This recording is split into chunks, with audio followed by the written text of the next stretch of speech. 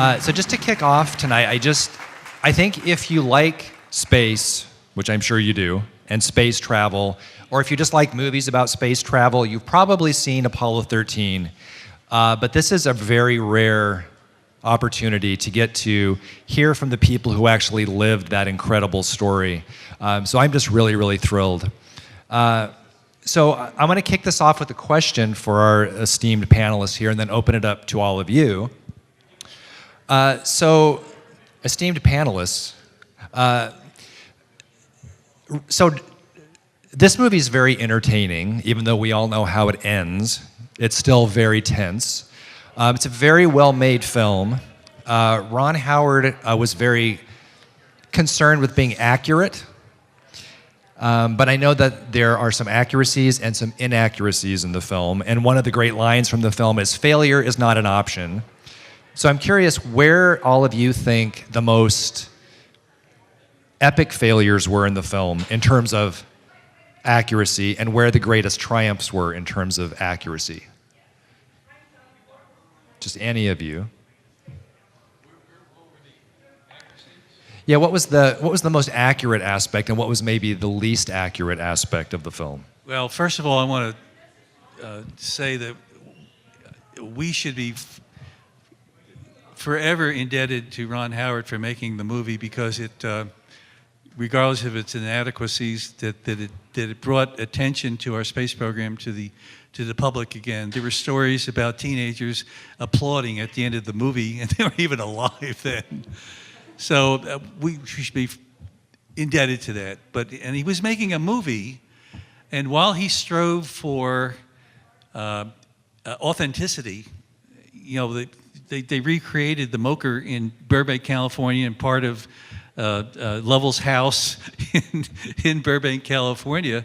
So the authenticity was there, but unfortunately, at least in my purest mind, he took artistic license where he really did smear some of the characters' integrity. Jack Swigert, for example, was depicted as a bumbling, ill-trained, last-minute astronaut taking Ken Mattingly's place as command module pilot on Apollo 13. The deal was, and most of us knew Jack personally. Jack was maybe better trained and better knowledgeable of the command service module systems than Ken Mattingly was. So that was a little over the top, I thought. They assigned Fred Hayes, when Fred received the information that we had to shut down a fuel cell. Well, they made it 2 fuel cells, and then they gave it to Tom Hanks, since he was being paid $20 million for his part. and during my talks around, I used this particular film clip of Tom Hanks receiving the message from us on the ground to turn off the fuel cells. And the last things out of his mouth, he said, "The whole smash?" And it wasn't, and the command module, Fred Hayes was, you know, normally we would say, would you repeat that? So it really was kind of embarrassing, some of the artistic license that he took, and he could take it because it was a movie, it wasn't a documentary. But the treatment of Jack Knight and the treatment of Fred Hayes his character not being depicted well for that,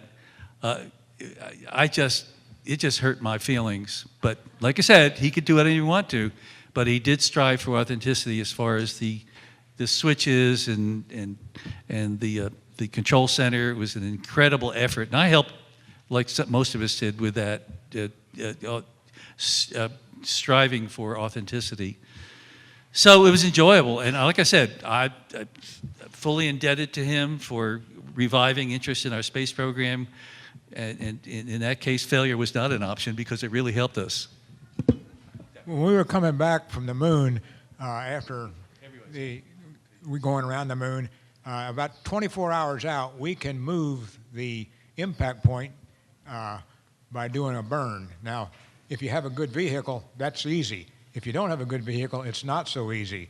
And so it turns out that the weather guy said there's a storm near where you're going to land, and we want you to do a maneuver. Well, I went in and said, hey, we can't do that. We have to bring the GNN up. We don't have enough fuel, all that sort of stuff. It's just too risky, because we could fly anywhere from 1,200 miles to about 2,000 miles past the entry point.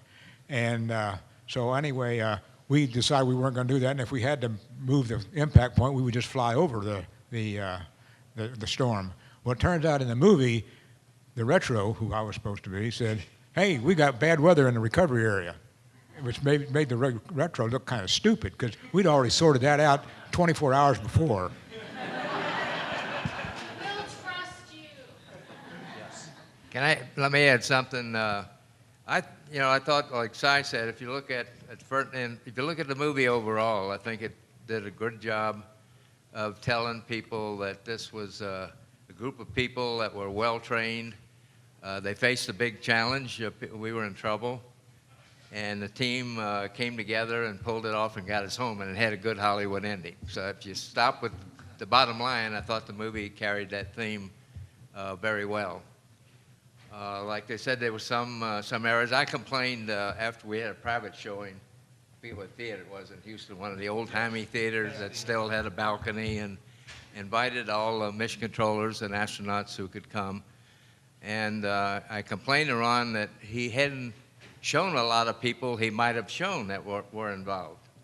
In fact, mission control-wise, there's 4 teams that supported the mission, not just one. And he quickly, he's a shy kind of guy. He just said apologetically, he says, you only got 2 hours, a little over. In an action movie, you really wouldn't want too long. He said, and you can only develop so many characters.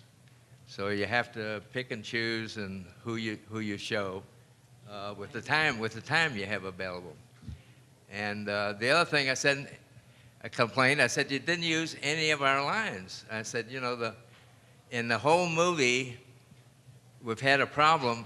Houston, we've had a problem was the only line you used. And he said, I listened to all of that. NASA gave me the air to ground, and I listened to every bit of it. And I knew no one would understand what y'all are talking about. So he said I had to get a lot of script written to fill the blanks, so to speak. And then I complained a little bit about some of the drama of my throw-up, which was Hollywood style. It wasn't that bad. Jim Lovell hugging me. The argument with Jack Swigert about who threw the switch. Normally, I would have been the one to throw the switch. It caused a short. And he said, well, I listened to all of that air to ground, and it never occurred to me you had a problem. So he said, I had to put something into, as he put it, to humanize us, and put that into the movie. Now, it depends on your perspective, though. After the movie came out publicly, after this private showing, my wife wanted me to take my grandson to the movie, Cade, about 5 years old, who was, at the time, pretty much interested in things like Barney, that purple dinosaur that was on TV. And so I said, he ain't gonna like the movie. So anyway, she insisted, so I took Cade, and he did not last to the explosion. You could tell he got itchy, and so I said, well, let's leave Cade. We'll go somewhere else. And we left, and I got in the car, and I turned to him. I said, Cade, you didn't think much of that movie, did you? He turned to me with a mean-looking face and said, Papa, you wasn't even in the movie.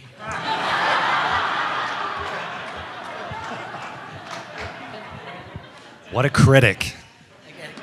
I got to add one thing. In fact, Jerry and I both, we both worked on the movie as technical advisors, and most of the shortcomings that were in the movie were discussed at the time. I never will forget the first day we were there, Jerry. He said, you guys stay glued to my hip, and if you see anything technically wrong, point it out, and we'll get it right. But he said, I have to remind you, and he did throughout the making of the film. He reminded me more than once, I'm not making a documentary. I'm making an entertaining movie. And he specifically asked about the 4 teams. He said, I don't have time to develop these 4 characters. He said, do you mind if we make a composite out of you and Glenn and Milt Windler and Gene? I said, sure, as long as it were technically accurate. So it was, as all of everybody says here, it's a different thing to make a movie. I think they did a great job with it. I still like to watch it, and I know how it ended. Well, I hardly know where to start. Like Jerry said, he and I and Dave Scott were technical advisors on the movie, and we did. Ron Howard was very receptive. He asked us a million questions a day, and we tried to give him the best advice we could. We complained about a few things, quite a few things, and he would change them. Usually, he really was trying to get it as accurate as he could. But occasionally, you know, he would look at us and he'd say, "Guys, you know, like Fred, like he told Fred, you know, I'm trying to make a 2-hour movie, and I can't have 20-something characters, you know." And of course, the main thing was, you would think from the movie that Gene Kranz was the only flight director, and of course Jerry was there as an advisor, and he was one of the flight directors, you know. But he never complained about it to Ron, but understood that. As far as the depiction of Jack Swigert, I disagree with Si on what he said. I don't think that was. I don't see that at all. And there was one other thing that Fred complained about the movie that he didn't mention. He was my boss at Grumman at the time, so I was pretty nervous about, you know, the whole thing. And after the premiere, he and his wife Pat got on the bus. We're going back to Space Center Houston, sat behind us, and he didn't say anything to me, and I thought, oh God, he's going to fire me. You know, he didn't like the movie. But finally, he put his hand on my shoulder and turned around and he said, "I didn't chew gum." Bill Paxton, who played him in the movie, did chew gum a lot. You know, so, but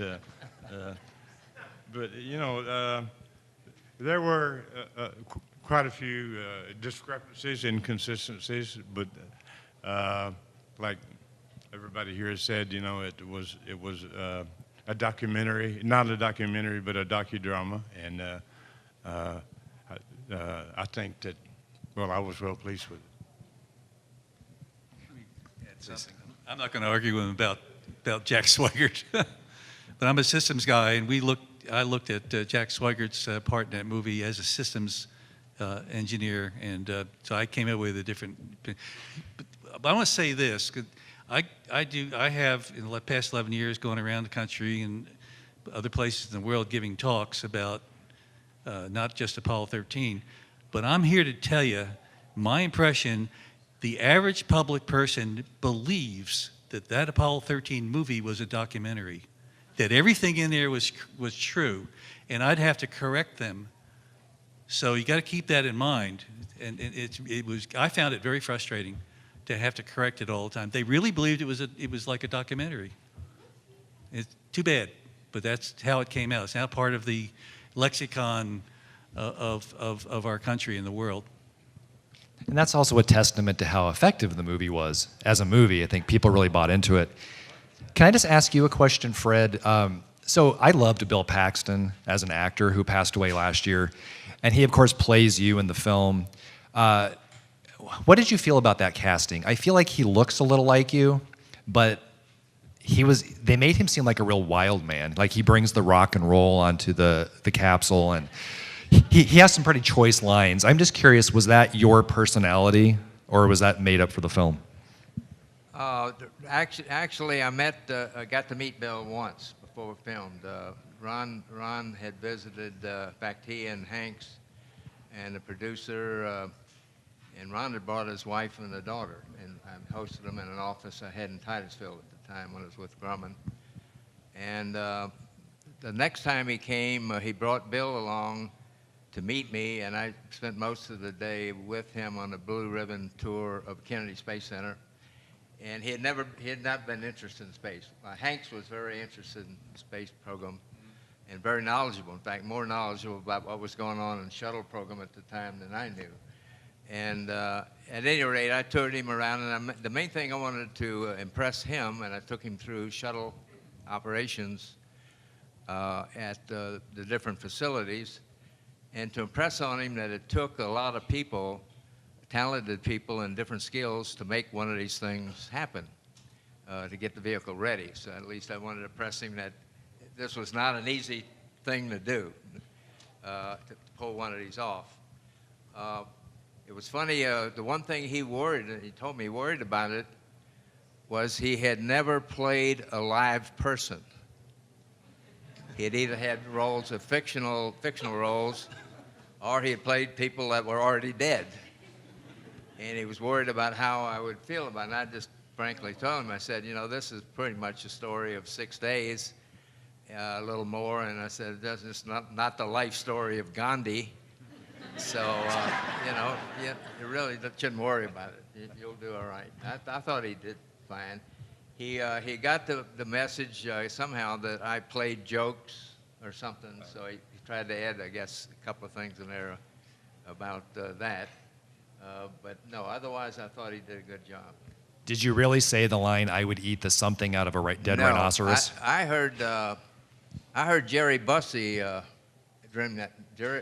Bussey came to the set one day, and they had tried several shootings with several lines. You know, they do retakes. In fact, I was amazed at how much film Ron said they had to edit. But Gary Bussey was visiting the set and came up with that line that they tried, and that's the cut they kept. It's a good line. You'll see it at the movie I if could you eat the forgot. rear end of a rhinoceros. Yeah. That's great. And Cy, you were played by Clint Howard in the film. Oh, God. Okay. Well, I'm just curious about the casting. When I give an Apollo 13 talk, I throw this slide up of Clint Howard, and I say, you got to admit that we didn't look alike. He does not look like you. But Clint was a good journeyman actor. We spent hours on the phone. He was so concerned that he would not look authentically as a flight controller. And he probably even asked me to this day, how'd I do? You know, that kind of thing. But he really was a good journeyman actor, and I got to say, he did okay. Was it true that Jim Lovell wanted Kevin Costner, to play him? I thought it was Harrison Ford. That would be good, too. Yeah. Right. Yeah. I think Jim wanted Harrison Ford. But I think Tom Hanks was a pretty good choice. Yeah. I think, actually, I like Tom Hanks myself. Yeah, me too. Yeah. Me too. So we're going to take a few questions from the audience. Oh, did you have something to say? You want to move up to the microphone? Please. Yeah, we have a couple minutes for some questions. Give it a shot. There's a little switch on the top then. Yep, that's it. Maybe. Okay. Hey, I just want to thank you, all of you. All of you were my heroes when I was in first grade, second grade, third grade. The televisions were being brought in on the big giant stands in the classroom. My parents woke me up for the first moon landing. They woke me up, and I watched all of 13. Thank you.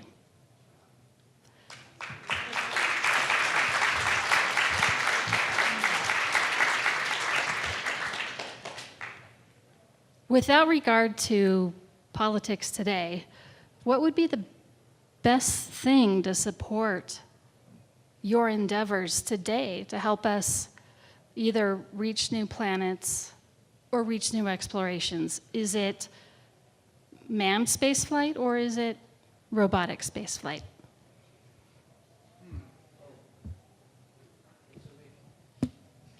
It's got to be a mixture. Robotic spaceflight has its place. It's a form of exploration, but it doesn't satisfy the need to expand or to really explore. But there's no doubt that robotics have done some, look at what's going on in Mars right now and what we know now about Mars that we didn't know 10 years ago. So it's got to be a mix, but without the human element, I don't think it'll ever get the excitement of the public to the point that it is going to get over the hump. That you've got to get the public. That's the way we do business in the United States. And if the public is not behind it, it won't work. And I don't think you're going to ever get the passion that you need with robotics. But they will certainly a great precursor, and they're great to help you. Even after we put people on another planet, robotics will have a place.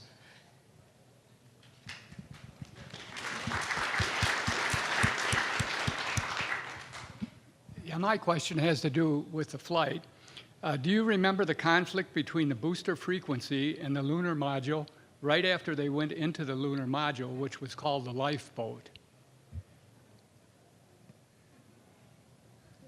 No, I didn't understand. Communication difference? Yes.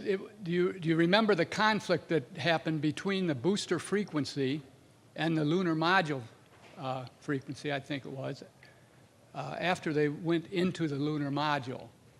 Yeah, the booster telemetry was on the same frequency as the lunar module. Yes. And the guys, I don't know how they did it, but on the ground they managed to pull one of them off the frequency it was on so they could communicate with the lunar module. They did do that.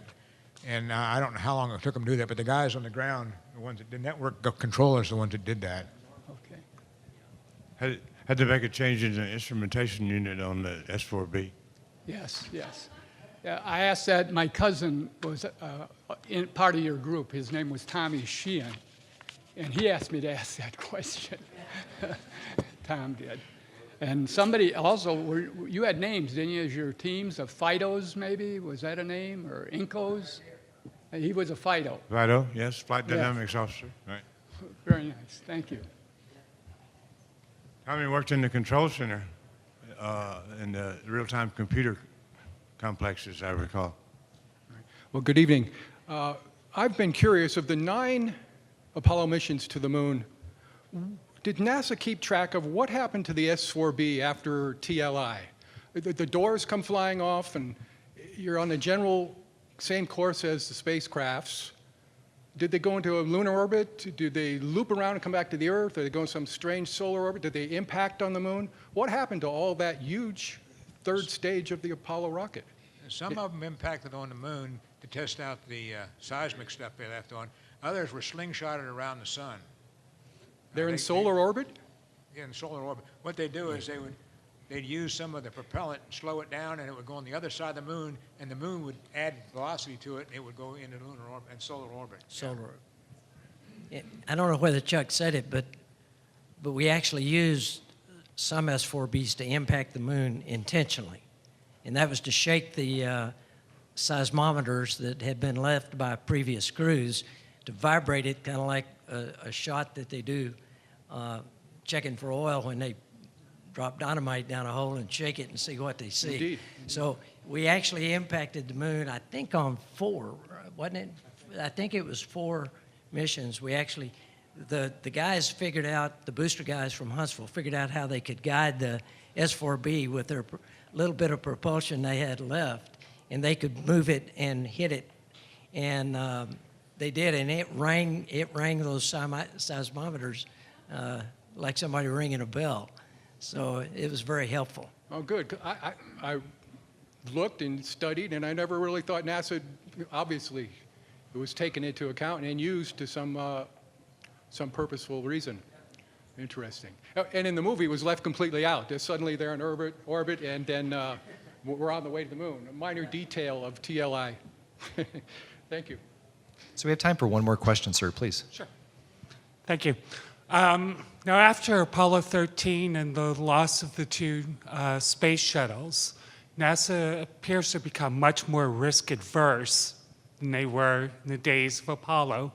So if you folks had any comments or thoughts on the taking of risks versus safety for astronauts and other space travelers.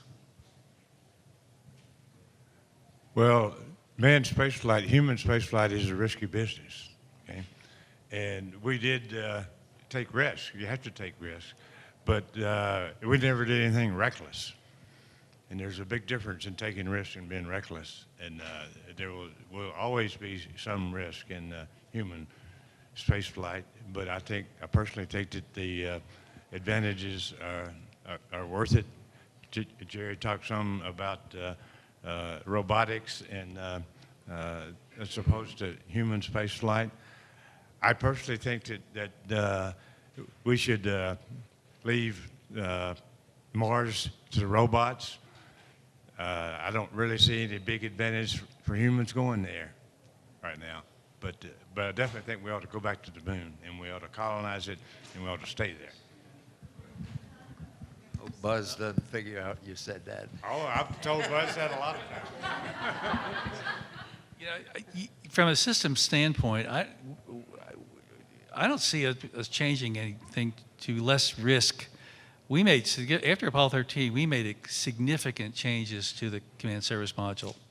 We added another oxygen tank. We took all the wiring out of the inside of the cryo tanks. We put contingency water bags on board. I mean, we really did make it better. So there's no point in saying that we became more risk adverse when we actually made it less likely to repeat any of those failures. So I don't know where that came from about we became linguini spined.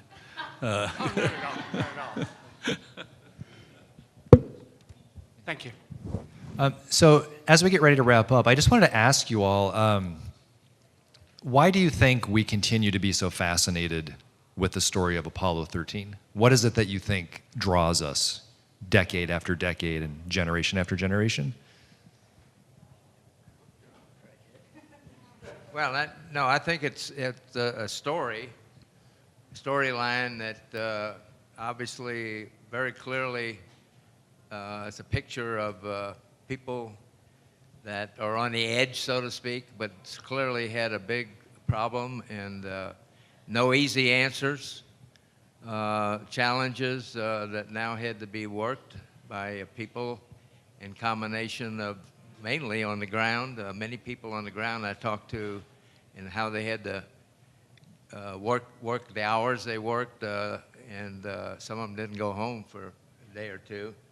Got less sleep on the ground than I got in flight. So, but it was clearly a dramatic situation that carried this theme very well of teamwork, people who were trained, people who knew their business, and effectively worked, like I said, worked incredible hours to figure out answers and keep one step ahead. I never felt we hit the edge. I mean, I never felt like like you'd say, you're going off the cliff. That we always had another thing. It wasn't the end. And so that's the way the whole mission went. It was just one step after another, buying time, while people in the background were working toward the next set of answers. And one very interesting one I thought was done well, it obviously wasn't played in the movie, was you have to realize the command module, the mothership, was never meant to be turned off. Had never been tested to be turned off. Also had no book to how to turn it on. Right, and so the procedure to develop a normal checklist, like the activation of the command module, in our normal way of doing business would have involved a book author. He had done a rough cut with Trident simulators, redlined it many times. People reviewing it would have redlined it. I'd say, and actually go through a formal board and formal sign-off by a lot of people would have normally taken, I would guess, at a minimum of 2 months. With ground support equipment, to back it up. Right, and that was all done, and probably from when it started, 3.5 days, maybe 3 days. Yeah. So that was just an incredible job that obviously didn't get much press, because no one would appreciate what it took, with some people scrambling with a lot of hours to figure it, and a lot of people working in simulators, other astronauts. They ran around the clock, and so that kind of stuff was going on. High drama. And it's a story about people trying to get home, which we can all relate to, I think, forever. That's a classic story. So I'm really glad we're watching this film right around the 4th of July, because I think this is really the story of America at its finest. I mean, it's great, and it was great getting to meet all of you and to hear your stories. We're going to be watching Apollo 13 outside on the terrace under the stars, as it should be seen.